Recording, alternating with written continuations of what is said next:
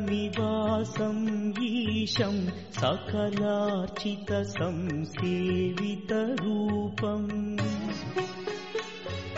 త్రిగుణమయం శ్రిత పోషిత పాదం తత్ప్రణమామి సాయీశ్వర పాదం. బాబాష్టకం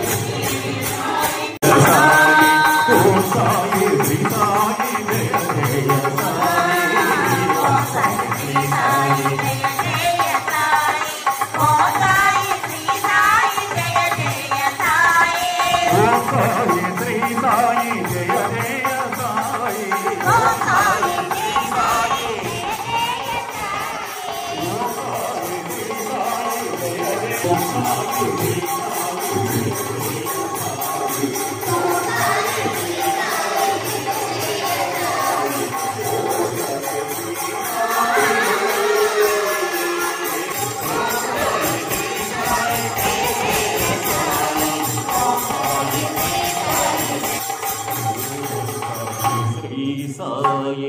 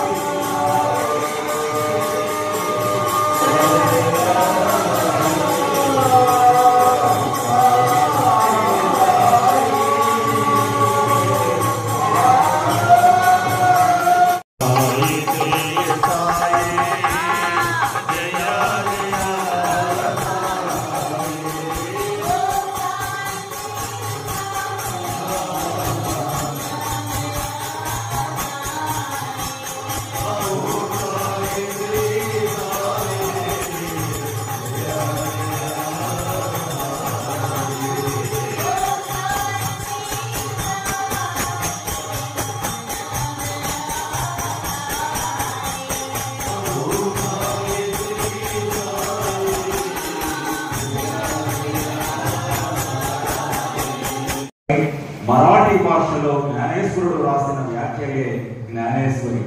ప్రతిదినము భగవద్గీతలో ఒక అధ్యాయమును ఇతర గ్రంథముల నుండి కొన్ని భాగములను పారాయణం చేయుచుండెను. కానీ జ్ఞానేశ్వరిని ప్రారంభించగానే ఏవో అవాంతరములు ఏర్పడుటచే పారాయణ ఆగిపోచుండెను. 3 నెలలు సెలవు పెట్టి షిరిడీకి వెళ్ళి అక్కడ నుండి తన స్వగ్రామమగు పౌండకు పోయెను. ఇతర గ్రంథములన్నీ అతడు చదవగలిగను. కానీ జ్ఞానేశ్వరి ప్రారంభించగానే ఏమో విపరీతమైన చెడ్డ ఆలోచనలు తన మనస్సును ప్రవేశించుటచే చదువు లేకుండెను. అతడెంత ప్రయత్నించినను కొన్ని పంక్తులు కూడా చదువులేకపోయాను.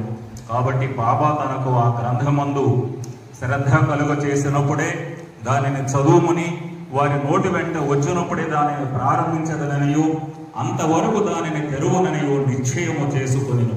అతడు 1914వ సంవత్సరం ఫిబ్రవరి నెలలో కుటుంబ సహితముగా షిరిడీ వెళ్ళాను.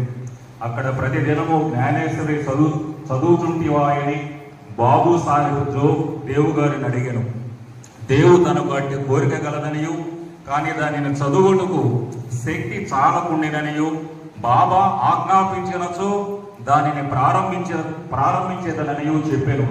అప్పుడు జో ఒక పుస్తకమును తీసుకొని బాబాకి ఇచ్చినచో దానిని వారు తాకి పవిత్రము చేసి ఇచ్చేదననియు అప్పటి నుండి నిరాటంకముగా చదువవచ్చుననియు దేవుకు సలహా ఇచ్చాను. బాబాకు తన ఉద్దేశము తెలియదు కనుక దేవుగారు చేయుటకు అంగీకరించలేదు. బాబా తన కోరికను గ్రహించలేరా?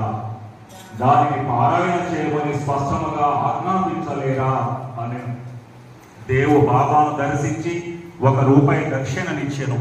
బాబా ₹20 దక్షిణ అడుగగా దానిని చెల్లించెను. వెంటనే దేవు సంతోషముతో దక్షిణ చెల్లించెను. అతనిని బాబా లోపలికి తీసుకుని పోయి స్తంభం వద్ద కూర్చుండి, నా గుడ్డ పీలికలను నాకు తెలియకుండా దొంగిలించితివేలా అనెను. దేవు తనకు ఆ గుడ్డ పీలికల గురించి ఏమియో తెలియదనెను. బాబా అతనిని వెదుకమనెను. అతడు వెదికెను, కానీ అచ్చట ఏమియో దొరకలేదు.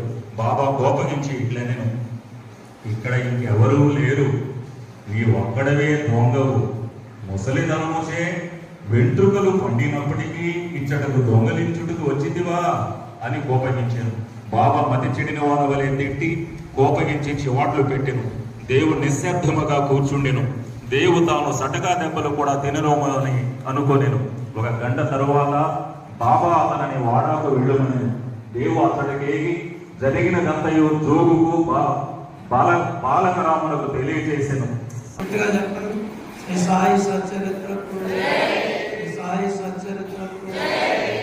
గొలవముడి పాదయాత్ర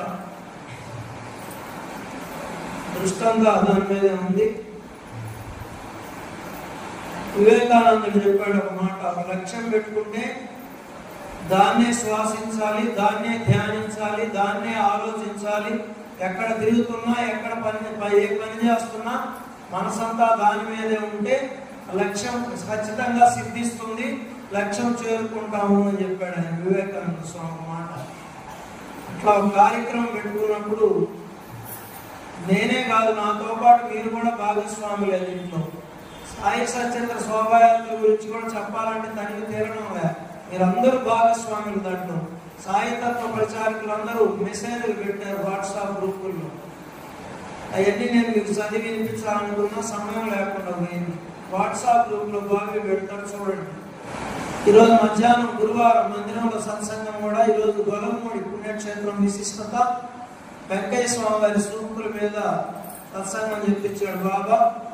ఈ గుడ్డపేలికలను దొంగలించుట, జ్ఞానేశ్వరి చదువుట. జ్ఞానేశ్వర్ అంటే జ్ఞానేశ్వరి భగవద్గీత ఏకనాథ్ మహారాజు రాశారు. ఇది మరాఠీలో. జ్ఞానేశ్వరి భగవద్గీత బాబా ప్రత్యేకంగా చెప్పి చదివించేవాడు అందరి చేత. బివి దేవ్ అనుకున్నాడంట ఏ జ్ఞానేశ్వరి భగవద్గీత చదవాలని. తెలుగులో కూడా ట్రాన్స్లేషన్ అయి వచ్చింది. ముందు పెసల సుబ్రహ్మణ్య గారు గొలగమూడి ఆయన ట్రాన్స్లేట్ చేశారు. తర్వాత మళ్ళా చాలా మంది చేశారు. మన గ్రంథాలయంలో కూడా ఉన్నది. జ్ఞానేశ్వరి చదువుతుంటే ఆయనకి ఏదో ఒక ఆటంకాలు వస్తుంటాయి. ఒక మంచి పని చేయాలంటే ఎన్నో ఆటంకాలు వస్తాయి. ఇక్కడికి భజనకి రావాలంటే కూడా ఆటంకాలు వస్తాయి. అవన్నీ దాటుకుంటేనే దేవుడు వచ్చేది. అందుకే కొండ మీద చేరాడు దేవుడు. వస్తే మన షిరిడీకి వచ్చాడు ఆయన బాబా వద్దకు. వచ్చి బాబా ఆజ్ఞాపిస్తే ఆశీర్వదిస్తే ఆ జ్ఞానేశ్వర భగవద్గీత జయప్రదంగా చదవచ్చు గురువు ఆశీస్సులు ఉంటే అని షిరిడీకి వచ్చాడు. వచ్చిన ఆయన గొంతుగా లేడు. అందరిని అడుగుతున్నాడు, బాబా మీకు ఏమైనా లీలలు చేశాడా, ధ్యానం ఏమైనా నేర్పించాడా, ఏమైనా అనుభవాలు ఉన్నాయా నేను అడిగినట్టు అడుగుతున్నాడు ఆయన. అడుగుతుంటే బాబా చూడండి చట్కా ఎత్తుకొని తరుక్కున్నాడు. బూతులు తిట్టాడు బాబా. ఎంత భయంకరంగా మేడమ్మ గారు సచరిత్రలు అయితే బాగా రాస్తున్నారు. ఇంకా బూతులు తిట్టాడంట, కొట్టబోయాడంట. అదిగో నా గుడ్డ పేలికలను నాకు తెలియకుండా దొంగలించినది ఎలా. బాబా కోపగించి ఇక్కడికి ఎవరు లేరు, నువ్వు ఒక్కడవే దొంగవి. ముసలితనం చేయి వెంట్రుకలు పడినప్పటికీ ఇచ్చడికి దొంగలించుటకు వచ్చికవా అని కోపగించను. చూడండి ఇక్కడ ఏం రాశారు, బాబా మతి చెడిన వారి వలె తిట్టి కోపగించి చీవాట్లు పెట్టును. బాబా శాంతమూర్తి అని చెప్తారు. శాంతమూర్తే, అవసరమైనప్పుడు కొంచెం పుసకొట్టాల్సింది తప్పదు.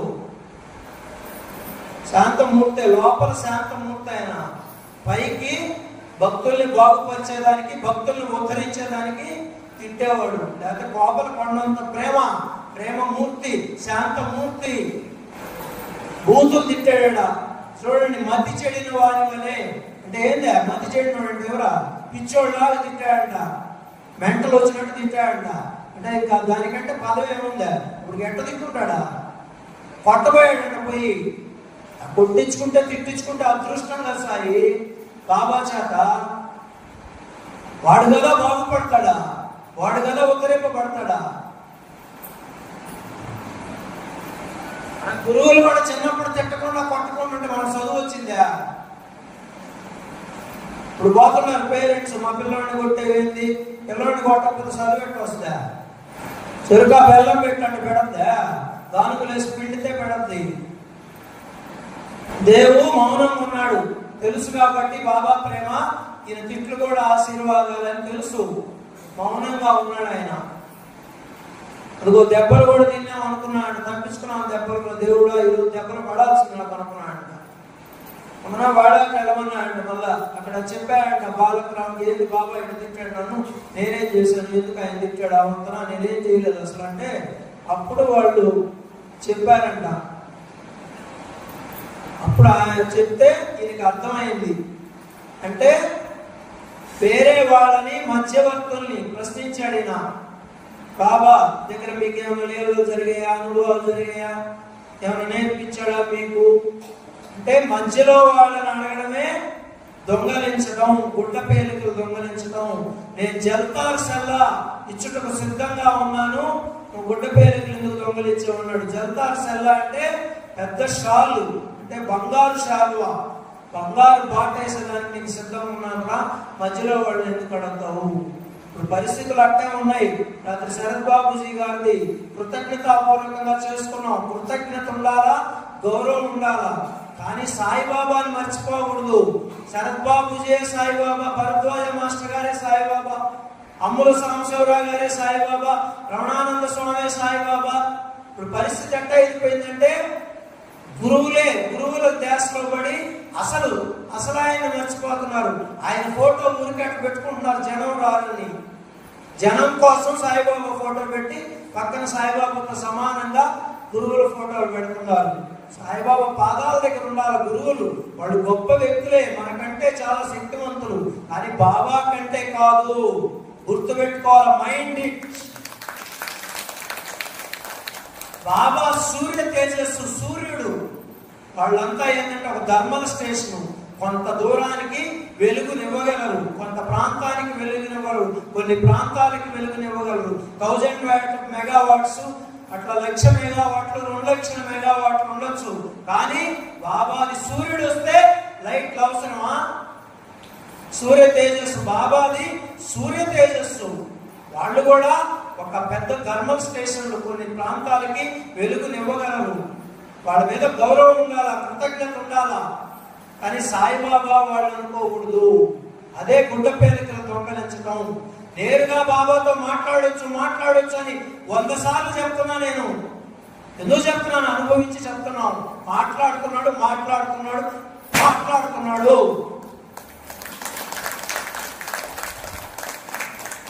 మాట్లాడకపోతే మనం ఎట్లా చేయగలమా? మన వల్ల అవుతాయి పనులు అని. సచ్చరిత్ర ద్వారా మాట్లాడుతున్నాడు. ఏ సమయానికి ఏది అందించాలో అది అందిస్తున్నాడు. ఇరుముళ్ళు టిఫిన్లు అంటే వెంటనే ఇద్దరు చెప్పారు, అయిపోయింది. ఎవరిదంతా కర్త, కర్మ, క్రియ అన్ని ఆయనే. సర్వాంతర్యామి, సర్వజ్ఞుడు, సర్వవ్యాపకుడు. తర్వాత జ్ఞానేశ్వరు చదవమన్నాడు. అప్పుడు మళ్ళీ ఈయన టెస్ట్ పెట్టాడు బాబాకి. ఈయన సామాన్యుడు, మనం భక్తులమే, మనం కూడా టెస్ట్ పెడతాం ఆయనకి. ఆయన టెస్ట్ పెట్టాడు. ఒక ఆయన వచ్చి, నువ్వే అడగరాదా బాబాని జ్ఞానేశ్వరు చదవమని అడిగితే చాలా మందికి బుక్స్ ఇస్తే కూడా తాకిచ్చి ఇచ్చేవాడు. బాబా గ్రంథాలు తాకి ఆశీర్వదించి ఇచ్చేవాడు. నువ్వు కూడా ఎత్తుకోపోయి గ్రంథం ఇవ్వరాదా, ఆయన ఆశీర్వదించి ఇస్తారు కదా అని అడిగితే ఆయనకి తెలీదా నేను ఏ పని మీద వచ్చిండేదానికి?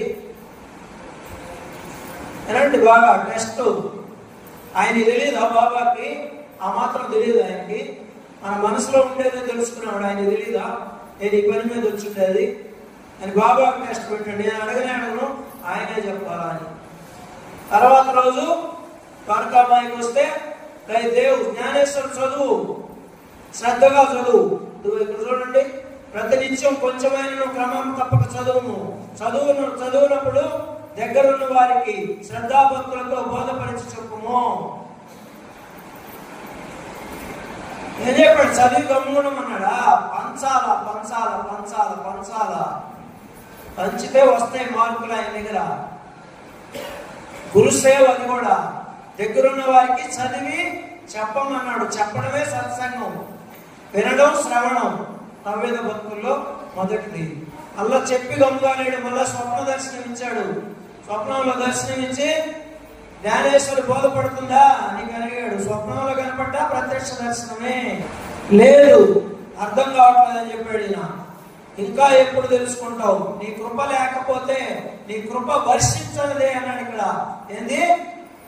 వర్షం కూడా అనుగ్రహ వర్షమే. మధ్యాహ్నం చెప్పుకున్నాం. వర్షించడం అంటే ధారగా వర్షం పడినట్టు మన మీద తడిచిపోతాం, ముద్దైపోతాం. అది సంపాదించాలి బాబా దగ్గర ఆస్తి. పారాయణ చికాకుగా ఉన్నది, బోధపడట కష్టంగా ఉన్నది. నిశ్చయంగా చెప్తున్నాను నేను, మీ అనుగ్రహ వర్షం నా మీద కురవందే. నాకేం అర్థం కావట్లేదు. భగవద్గీత అంటే సామాన్యమైన విషయం కాదు. ఊరికే శ్లోకాలు గడగడ చెప్పడం కాదు. శ్లోకానికి భావం తెలుసుకోవాలా, భావం తెలుసుకొని ఆచరించాలా. సంస్కృత మంత్రాలు చెప్తుంటారు అందరూ పురోహితులు. మనకేమన్నా అర్థం అవుతుందా? ఇంత అర్థం ఉంది ఒక్కొక్క దాంట్లో. తర్వాత బాబా చూడండి ఏం చెప్పాడు? చదువునప్పుడు నువ్వు తొందరపడుతున్నావు, నా ముందర చదువు అంటే బాబా ఉన్నాడా లేదా ఎక్కడైనా? నా ముందర చదువు అన్నాడు. మరి షిరిడీలో కదా ఆయన ఉండేదా? ఆయన ముందు ఎట్లా చదువుతాడు? షిరిడీకి పోవాలి కదా. అంటే అంతటా ఉన్నాడు. నా ముందర చదువు. ఏం చదవమంటావు అంటే ఆధ్యాత్మ చదువు అన్నాడు. ఆధ్యాత్మ అంటే ఆధ్యాత్మికం. ఆధ్యాత్మికం అంటాం మనం. ఆధ్యాత్మిక మార్గం ఆత్మను అధ్యయనం చేయటమే ఆధ్యాత్మికం. ఆత్మ సాక్షాత్కారం పొందటమే ఆధ్యాత్మిక లక్ష్యం. ఏంటంటే ఆత్మ సాక్షాత్కారం, పరమాత్మ సాక్షాత్కారం. ఆత్మను అధ్యయనం చేయటమే. అధ్యయనం చేసేవాడు ఎవరు? అధ్యాపకుడు. ఒక అధ్యాపకుడు ఎట్లయితే అధ్యయనం చేస్తాడో అట్లా అధ్యయనం చేయగలిగితే, ఆచరించగలిగితే ఆత్మ సాక్షాత్కారం ఈ జన్మలోనే గురువు సహాయంతో, బాబా సహాయంతో పొందవచ్చు మనం అంతా. సాయిరాం, సాయిరాం, సాయిరాం. అమ్మా సచ్చరితమా,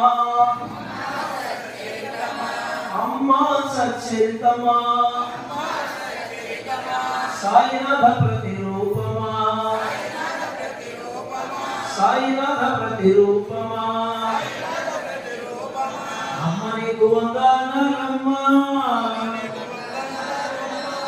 తల్లి నీకు వందనాలమ్మా, చల్లని ప్రేమే నీదమ్మా, అమ్మని కరుణే నీదమ్మా,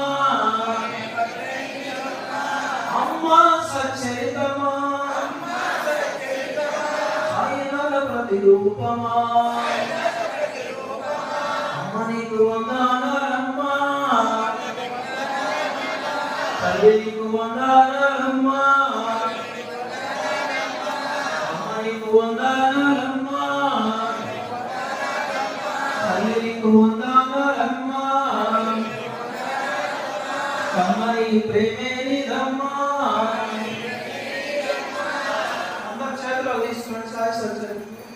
ఈ సాయి సచ్చరిత్రకు, ఈ సాయి సచ్చరిత్రకు, ఈ సాయి సచ్చరిత్రకు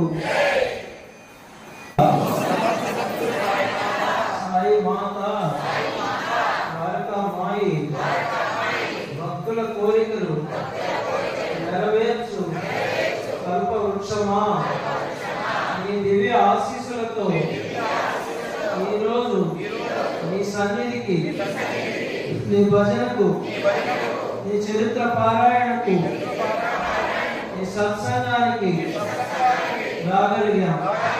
ఇదంతా నీ దయే సాయి, నీ దయే సాయి.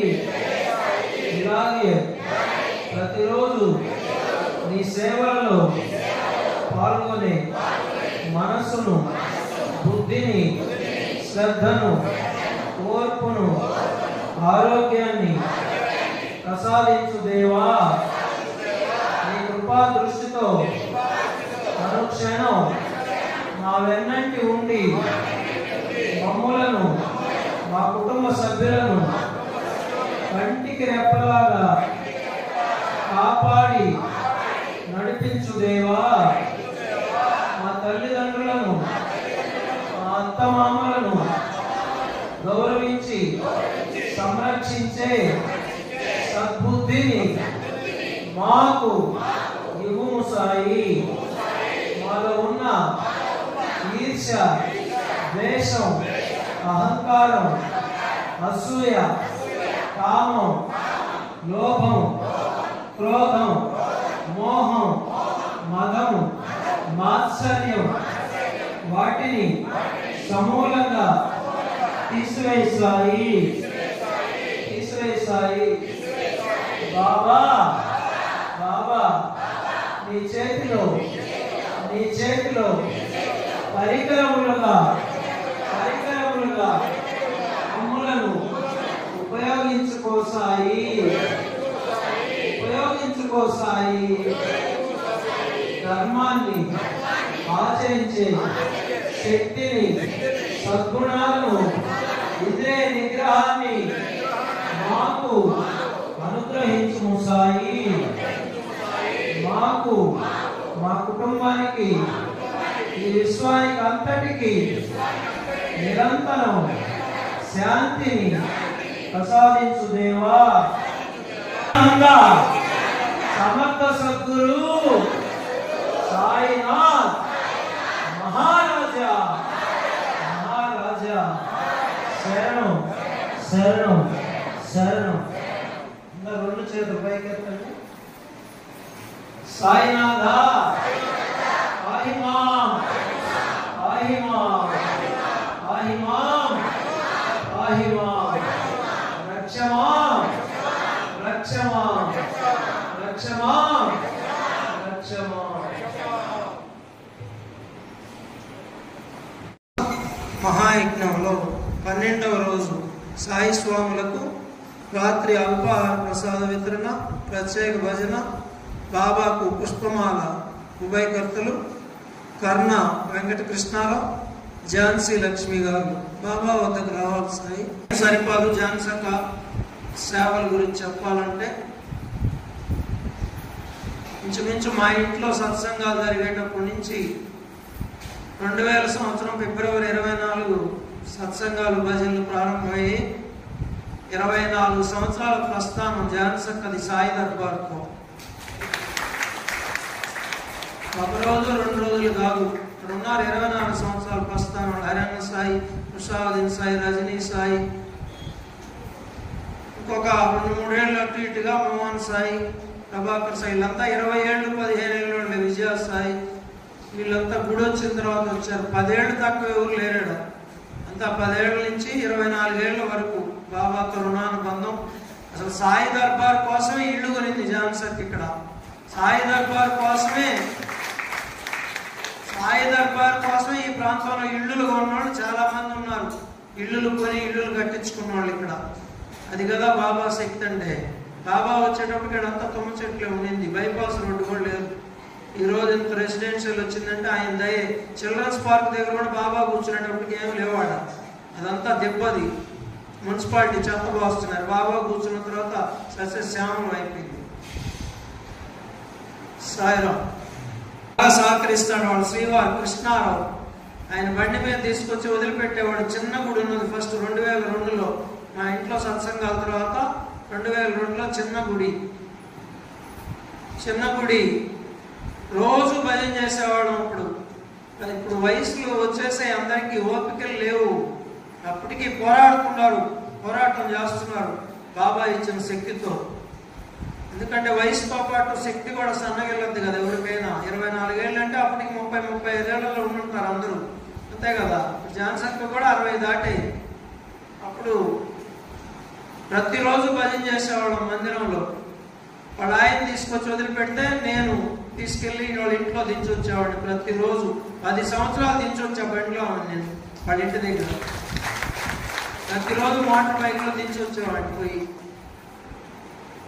చేరారా చెప్పులు సురక్షితంగా చేస్తాడు బాబా. ఎందుకు చేస్తాడు? ఆయన ఇంట్లో నుంచి బయటికి రావడం లేసగా బాబా కోసమని తీసుకొచ్చింది బాబా దగ్గరికి. ఈరోజు ఉభయం అని మేము అక్కడ పుట్ట వీధిలో లక్కీ బోర్డ్ సెంటర్లో ఉండేవాళ్ళం. లక్కీ బోర్డ్ సెంటర్ వీధిలో వర్షం వస్తే అప్పుడు ఇంత సిమెంట్ రోడ్లు అని లేవు. పుట్ట వీధికి సిమెంట్ రోడ్డు ఉండేది.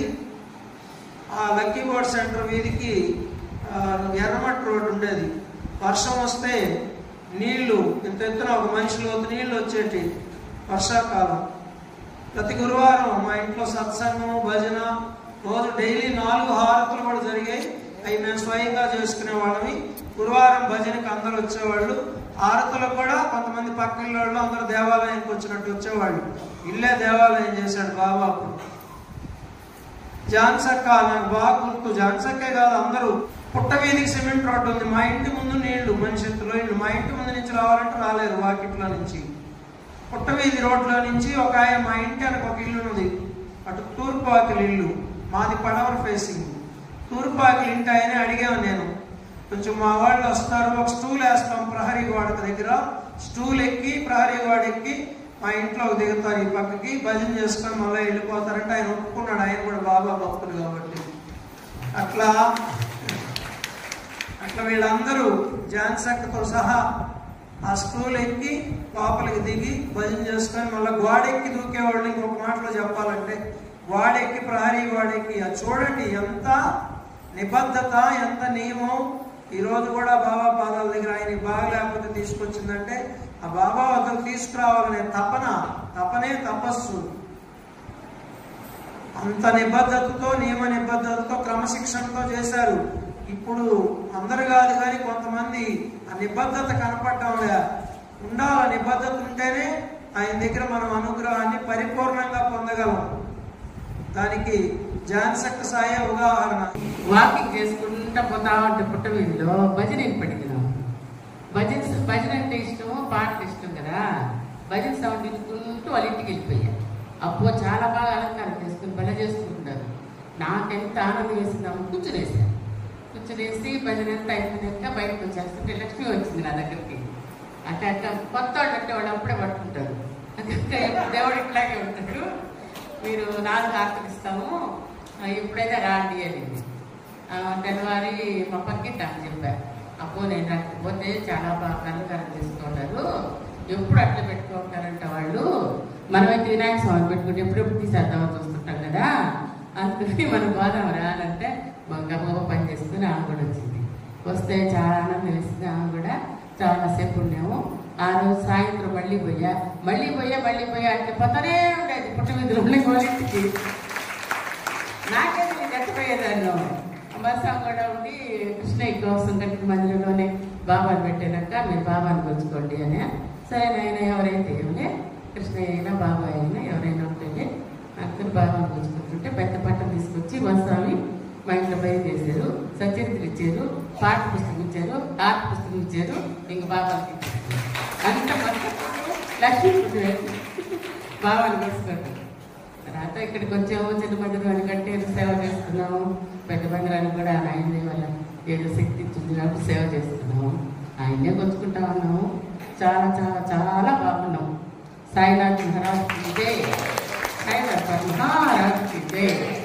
చాలా చాలా బాగున్నామని ఒక్కరే చెప్పగలరు, సాయి భక్తులే. పాట కూడా రాసింది అద్దాల మందిరం మీద, ఇప్పటికీ పాడుకుంటారు. పద్మావతి నగరకు పోదము రారండి. ఆమె కవి కాదు, అదే చెప్పేది. పామరుల చేత కూడా రాయించగలడు, మోగోడు చేత కూడా మాట్లాడించగలడు. అది బాబా అంటే. పద్మావతి నగరకు పోదము రారండి, శ్రీసాయి దర్బార్ను పద్మావతి నగరకు పోదమురారండి, శ్రీసాయి దర్బారును చూతమురారండి. పుట్ట వీధిలో పుట్టాడు, పద్మావతి నగర్లో పెరిగాడని రాసింది బాబాని. పుట్ట వీధిలో పుట్టాడు, అక్కడ ఇంట్లో సత్సంగాలు. పద్మావతి నగర్లో చిన్న గుడి, పెద్ద గుడి, అన్నదానశాల, పైన మళ్ళా 2 ఫ్లోర్లు కూడా ఇస్తున్నాడు మళ్ళా మనందరికి. సాయిరాం.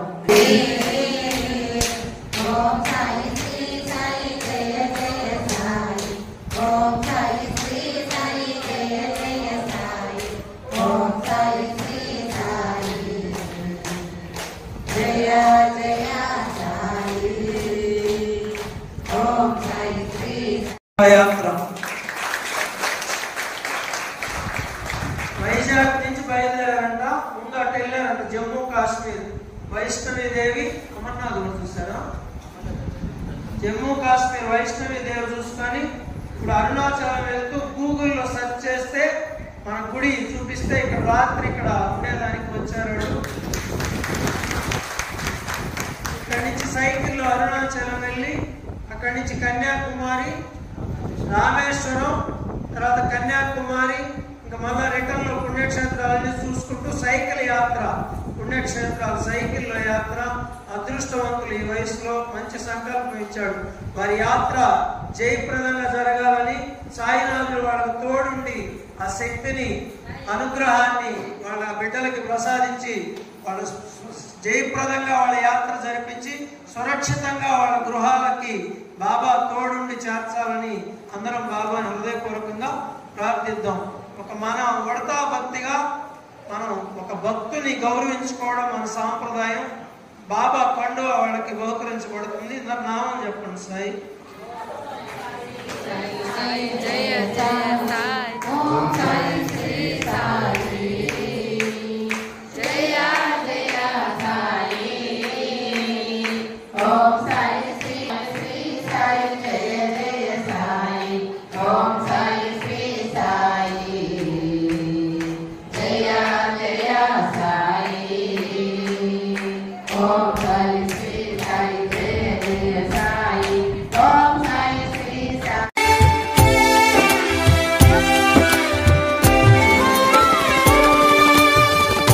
రూపాలు నీవయా, వేదాలు మావయా,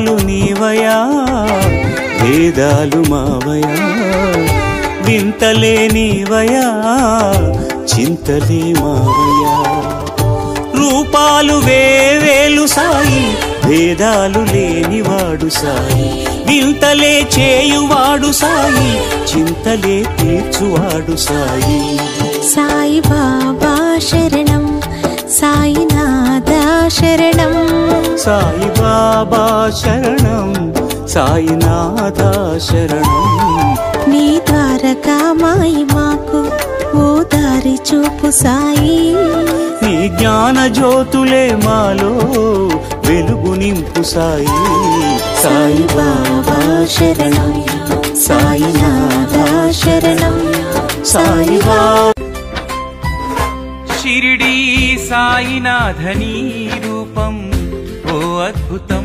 షిరిడీ సాయినాథనీ ధ్యానం ఓ అద్భుతం నీ దరహాసం ఓ అద్భుతం నీ పదవాసం ఓ అద్భుతం ఓ అద్భుతం సాయి ఓ అద్భుతం